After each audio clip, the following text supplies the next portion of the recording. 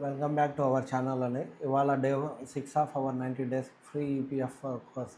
Last క్లాస్లో మనం ఏం చేసామంటే బేసిక్ అకౌంటింగ్ టర్మ్స్ సంబంధించి కొంచెం కాన్సెప్ట్ అనేది తెలుసుకున్నాం కదా. ఇప్పుడు వాటికి సంబంధించిన ఎంసీక్యూస్ అనేది ఈ వీడియోలో తెలుసుకుందాం. Let's start our session. Question number 1, what is the financial obligation of a business that arises from the past transaction are events? Business గతంలో చేసిన ఫైనాన్షియల్ ట్రాన్సాక్షన్స్ వల్ల తనకి ఇప్పుడు ఫైనాన్షియల్ యొక్క ఆబ్లిగేషన్ అంటే బాధ్యత. ఎటువంటి బాధ్యత? ఆర్థికపరమైన బాధ్యత కనుక ఇప్పుడు ఏర్పడినట్టయితే వాటిని ఏమంటామంటే లయబిలిటీస్ అంటాము. అంటే అప్పులు, బిజినెస్ చేసిన అప్పులకి తను బాకీ పడింది కాబట్టి ఇప్పుడు ఆ బాకీ జరగాల్సిన బాధ్యత వచ్చింది. Question number 2, the amount invested by the owner in the business is called. Business ఎప్పుడైనా సరే ఓనర్లో అమౌంట్ కనుక పెడితే దాన్ని ఏమంటామంటే క్యాపిటల్ అంటాం. Question number 3, the property or resources owned by business with expectation that they will provide a future economic benefit. మనము ఏవైనా సరే అసెట్స్ని కనుక అమ్మడం కోసం పెట్టుకున్నామంటారు, వాటిని స్టాక్ అంటాం. అమ్మడం కోసం కాదు, వాటి నుంచి మనకి ఫ్యూచర్లో ఏదైనా సరే ఆర్థిక పరమైన ప్రయోజనాలు పొందడం కోసం వాటిని పెట్టుకుంటే అలాంటి వాటిని ఏమన్నామంటే అసెట్స్ అంటాము. సో ఆప్షన్ డి అనేది ఇక్కడ correct answer. Question number 4, the amount of money spent or cost incurred by a business in an effort to generate revenue generate చేయడం కోసం ఏ ఖర్చులు అయితే బిజినెస్ అనేది ఇంకర్ అయిందో ఆ ఖర్చులు ఏమంటామంటే ఎక్స్పెన్సెస్ అంటాము. ఆప్షన్ డి అనేది ఇక్కడ correct answer. Question number 5, the excess of revenue over it's expenses is called. మనం జనరేట్ చేసిన రెవెన్యూయే మనం ఇంకర్ అయిన ఖర్చుల కంటే ఎక్కువ ఉంటే దాన్ని ప్రాఫిట్ అంటాం. ఒకవేళ ఖర్చులు ఎక్కువ ఉండి ఇన్కమ్ కనుక తక్కువ ఉంటే దాన్ని లాస్ అంటాం. సో ఇక్కడ రెవెన్యూ ఎక్కువ ఉంది కాబట్టి ప్రాఫిట్, ఆప్షన్ సి అనేది correct answer. Question number 6, goods purchased for the purpose of resale or refer to as. ఏ గూడ్స్ అయినా సరే రీసేల్ చేయడం కోసం మనం కనుక కొన్నట్టయితే అలాంటి వస్తువులు ఏమంటామంటే స్టాక్ అంటాం. అదే రీసేల్ చేయడం కోసం కాకుండా వాటిని ఎకనామిక్ బెనిఫిట్, ఆర్థికపరమైన ప్రయోజనాలు పొందడం కోసం కొనుక్కుంటే వాటిని అసెట్స్ అంటాం. రీసేల్ కోసం పెడితే దాన్ని స్టాక్ అంటాం, దాన్ని గూడ్స్ అని కూడా అంటాం. Question number 7, the term used for goods taken by the owner from the business for personal use కోసం. ఎప్పుడైనా సరే బిజినెస్ ఓనరు వేరువేరు కాబట్టి తన బిజినెస్కి సంబంధించిన ఏవైనా వస్తువుని ఓనరు తన స్వంత ప్రయోజనాల కోసం అంటే పర్సనల్ యూస్ కోసం తీసుకుంటే వాటిని డ్రాయింగ్స్ అంటాము. సో ఆప్షన్ డి డ్రాయింగ్స్ అనేది correct answer. Question number 8, a person or entity to whom a business owes money is known as. Business ఎవరికైతే మనీ బాకీ పడిందో ఆ వ్యక్తిని ఏమంటాము అంటే, ఇక్కడ బిజినెస్ బాకీ పడింది కాబట్టి అతను క్రెడిటార్ అంటాం. ఓకేనా, బిజినెస్ ఎవరికైతే బాకీ పడిందో, అదే బిజినెస్కి ఎవరైతే బాకీ పడతారో అతన్ని డెటార్ అంటాం. Question number 9, a person whose more money to business. అంటే బిజినెస్కి బాకీ పడ్డాడు వ్యక్తి, బిజినెస్కి బాకీ పడ్డాడు కాబట్టి అతన్ని డెటార్ అంటాం. ఓకేనా, ఆప్షన్ బి కరెక్ట్. బిజినెస్ బాకీ పడితే క్రెడిటారు, బిజినెస్కి బాకీ పడితే ఆ వ్యక్తిని డెటారు అంటాం. Question number 10, the amount earned by a business from it's normal activities such as selling of goods and services. Normal activities అంటే ఏ యాక్టివిటీస్ చేయడం కోసం బిజినెస్ అనేది ఫామ్ అయిందో వాటిని నార్మల్ యాక్టివిటీస్ అంటారు, అంటే ఆపరేషనల్ యాక్టివిటీస్ అని. సో అలాంటి యాక్టివిటీస్ ద్వారా బిజినెస్ కనుక ఏదైనా ఇన్కమ్ కనుక జనరేట్ చేస్తే దాన్ని ఏమంటామంటే రెవెన్యూ అంటాం. ఓకేనా. Question number 11, the tangible assets that are held for long term period and are not meant for resale are known as. అంటే రీసేల్ కోసం కాదు అనగానే మనకు గుర్తు రావాల్సింది వచ్చేసి అసెట్. ఓకేనా, కానీ ఈ అసెట్ 2 టైప్స్ ఉంటాయి. ఒకటి లాంగ్ టర్మ్ అసెట్ ఉంటుంది, షార్ట్ టర్మ్ అసెట్ ఉంటుంది. అసెట్ అనేది లెస్ దాన్ 1 ఇయర్ కనుక మనం హోల్డ్ చేసుకుంటే దాన్ని షార్ట్ టర్మ్ అసెట్ అంటాడు. 1 ఇయర్ కంటే ఎక్కువ ఉంటే దాన్ని లాంగ్ టర్మ్ అసెట్స్ అంటారు. మళ్ళీ ఈ లాంగ్ టర్మ్ అసెట్స్లో కూడా fixed assets, tangible assets, intangible assets ఇలా డివైడ్ చేయడం జరిగింది. సో ఇప్పుడు టాంజిబుల్ అంటే ఏవైతే మనం చూడగానే కనిపిస్తాయి లేదా టచ్ చేస్తే మనం ఫీల్ అవ్వడానికి వీలుగా ఉంటాయో అలాంటి అసెట్స్ని టాంజిబుల్ అసెట్స్ అంటారు. అవి లాంగ్ టర్మ్ కోసం హోల్డ్ చేస్తే వాటిని ఫిక్స్డ్ అసెట్స్ అంటారు. So option A fixed assets is the correct answer. Question number 12, an asset that cannot be seen or touched. A asset అయితే మనం చూడలేము, టచ్ చేయలేము, అలాంటి అసెట్స్ ఏమంటామంటే ఇంటాంజిబుల్ అంటాము. So option A intangible asset is the correct answer. Question number 13. The assets that are expected to be converted into cash within 1 year. 1 yearలో కనుక ఏదైనా సరే అసెట్స్ని మనం హోల్డ్ చేసి వాటిని క్యాష్ రూపంలో కన్వర్ట్ చేస్తున్నాము అంటే అలాంటి అసెట్స్ని ఏమంటామంటే కరెంట్ అసెట్స్ అంటాం. అంటే ఫర్ ఎగ్జాంపుల్ మన కంపెనీ నార్మల్ యాక్టివిటీస్ కోసం ఫామ్ అయిందన్నాం కదా. నార్మల్ అంటే ఆపరేషనల్ యాక్టివిటీస్ అని. మనం కొన్న గూడ్స్ని వెంటనే అమ్మేస్తాం. గూడ్స్ ఏమైనా సరే లెస్ దాన్ 1 year ఉంటాయి. సో అలాంటి వాటిని రెండింటిని ఏంటంటే కరెంట్ అసెట్స్ కిందకి కేటగిరీ చేయడం జరుగుతుంది. ఓకేనా. Question number 14. The term for the total amount of sales made by a business during a specific period. ఒక అకౌంటింగ్ పీరియడ్కి సంబంధించి టోటల్ అమౌంట్ ఆఫ్ సేల్స్ కనుక బిజినెస్ చేస్తే, జనరల్గా సేల్ చేస్తే బిజినెస్ ఏమంటామంటే రెవెన్యూ చేస్తాం, రెవెన్యూ అంటాం దాన్ని. ఓకేనా. కానీ ఇక్కడ ఏమంటాం అంటే టోటల్ అమౌంట్, ఆ ఎంటైర్ పీరియడ్కి సంబంధించిన టోటల్ అమౌంట్ని మనం ఎప్పుడైనా సరే టర్న్ ఓవర్ అంటాం. ఓకేనా. గుర్తుపెట్టుకోండి, టర్న్ ఓవర్ అని. చిన్న డిఫరెన్స్. సేల్స్ అంటే పర్టికులర్గా రెవెన్యూ అంటాం, కానీ ఇక్కడ ఏమంటాం అంటే టోటల్ వాల్యూ గురించి అడుగుతున్నాం కాబట్టి సో దాన్ని ఒక పీరియడ్కి అడుగుతున్నాం కాబట్టి అప్పుడు టర్న్ ఓవర్ అంటారు. సేల్స్ కూడా కరెక్టే, బట్ ఇక్కడ మరీ స్పెసిఫిక్గా ఒక అకౌంటింగ్ పీరియడ్కి సంబంధించి ఎంటైర్ అమౌంట్ అడిగారు కాబట్టి అప్పుడు టర్న్ ఓవర్ అంటాం. Question number 15. A person who manages and is responsible for business is called.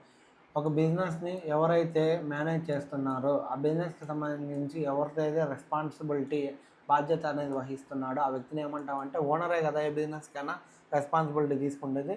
ఆ ఓనర్కి ఇంకో పేరు ఏంటంటే ప్రొపరేటర్ అంటారు. సో ఆప్షన్ సి అనేది ఇక్కడ కరెక్ట్ ఆన్సర్.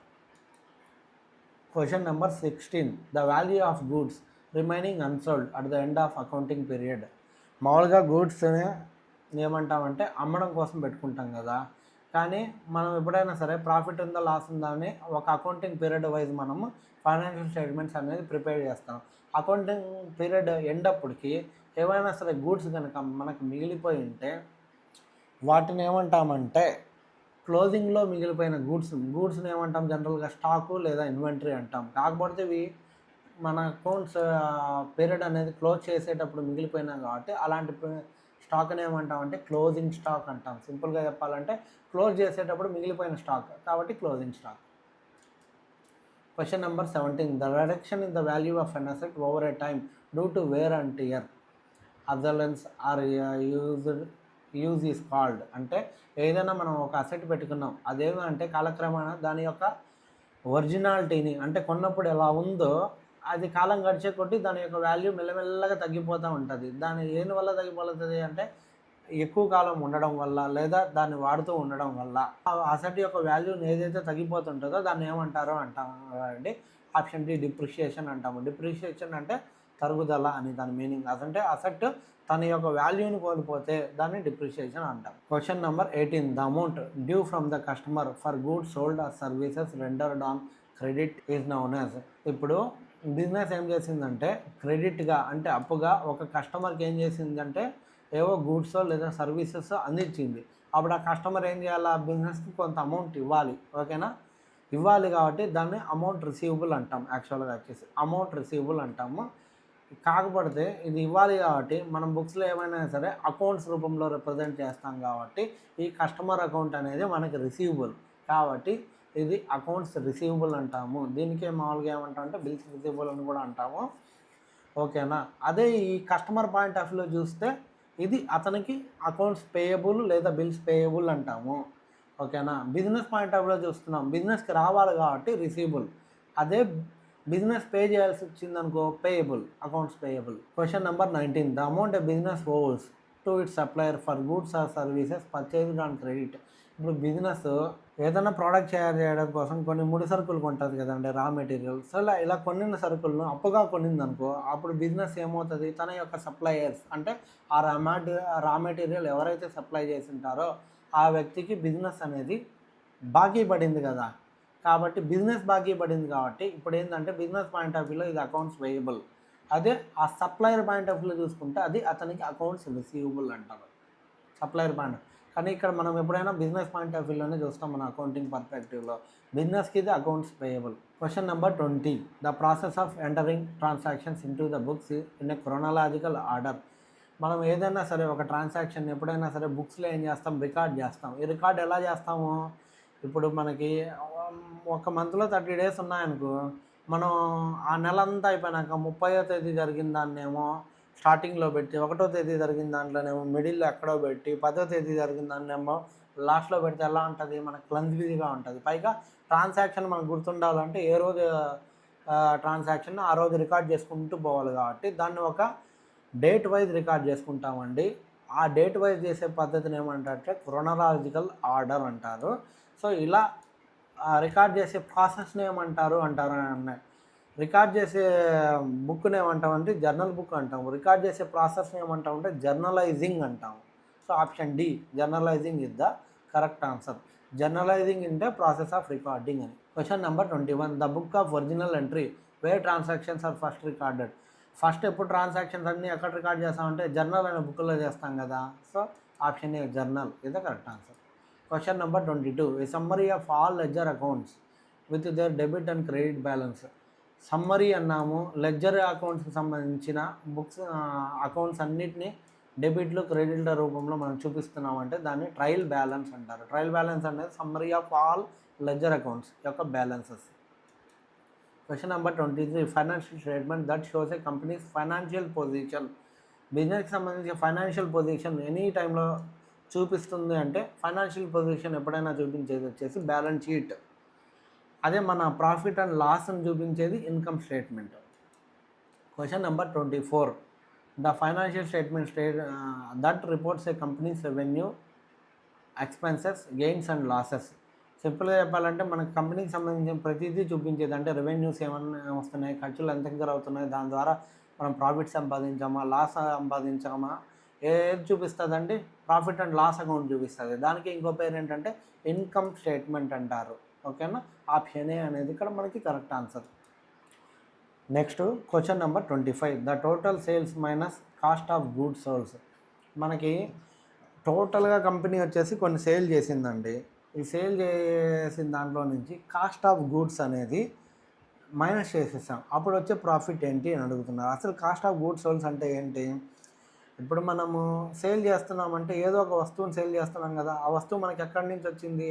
ఏదైనా మనం కొనింటాము, లేదంటే తయారు చేసి ఉంటాం. ఒకవేళ మనం కొన్నామనుకో, ఆ కొనడానికి ఇంకరైన ఖర్చులు అన్నింటినీ కాస్ట్ ఆఫ్ గూడ్స్ సోల్స్ అంటాం. ఒకవేళ తయారు చేసామనుకోండి, తయారు చేస్తామంటే ఎలా చేస్తాం? ఏదో ఒక రా మెటీరియల్ కావాలి కదా, ముడి సరుకు కావాలి. ఆ ముడి సరుకు ప్లస్ దాన్ని తయారు చేయడానికి ఏం కావాలి? మనకు లేబర్ కావాలి. ఆ డైరెక్ట్ లేబరు. సో ఈ డైరెక్ట్ లేబర్ కోసం ఇంకర్ అయ్యే వేజెస్ ఏముంటాయంటే డైరెక్ట్ వేజెస్ అంటాం. సో ఇలా రా మెటీరియల్ కోసము ప్లస్ డైరెక్ట్ లేబర్ కోసం పే చేసిన ఖర్చులన్నింటినీ కూడా కాస్ట్ ఆఫ్ గూడ్స్ సోల్స్లోకి అంటాం. సో ఈ టోటల్ సేల్స్ నుంచి ఈ కాస్ట్ ఆఫ్ గూడ్స్ సోల్స్ని కనుక తీస్తే మనకు వచ్చే ప్రాఫిట్ ఏంటి అంటే గ్రాస్ ప్రాఫిట్ అంటాము. ఓకేనా, ఈ గ్రాస్ ప్రాఫిట్లో నుంచి ఏం చేస్తామంటే శాలరీ పే చేసేసాం, రెంట్ పే చేసేసాం, ఏమైనా కరెంట్ బిల్లు పే చేసాం, ఇలాంటి అన్నిటిని ఏమంటామంటే ఇండైరెక్ట్ ఎక్స్పెన్సెస్ అంటాము. సో ఓకేనా, ఈ ఎక్స్పెన్సెస్ అన్నీ తీసేసాక మనకేమొస్తుందంటే ఈ గ్రాస్ ప్రాఫిట్లో నుంచి ఆ ఇండైరెక్ట్ ఎక్స్పెన్సెస్ కనుక తీసేస్తే అప్పుడు వచ్చే ప్రాఫిట్ ఏమంటామంటే మనం ఆపరేటింగ్ ప్రాఫిట్ అంటాం. దీనికే ఇంకో పేరు అంటే EBITDA, earnings before interest and tax. ఓకేనా, దీన్ని ఆపరేటింగ్ ప్రాఫిట్ అంటాం. ఆపరేటింగ్ ప్రాఫిట్లో నుంచి ఏం చేస్తాం? ఇంట్రెస్ట్ని తీసేస్తాం, ట్యాక్సెస్ తీసేస్తాం, లైక్ నాన్ ఆపరేటింగ్ ఐటమ్ ఏవైనా సరే, ఇంకా మన బిజినెస్కి సంబంధించి కాకుండా ఇంకేమైనా సరే ఎక్స్ట్రా ఖర్చులు కనుక ఇంకర్ అయితే వాటిని అన్నింటినీ కూడా తీసేస్తాం. అప్పుడు వచ్చే ప్రాఫిట్ ఏమంటామంటే నెట్ ప్రాఫిట్ అంటాం. సో ఈ విధంగా మనకి 3 ప్రాఫిట్స్ అనేది మనకు ఉంటాయి.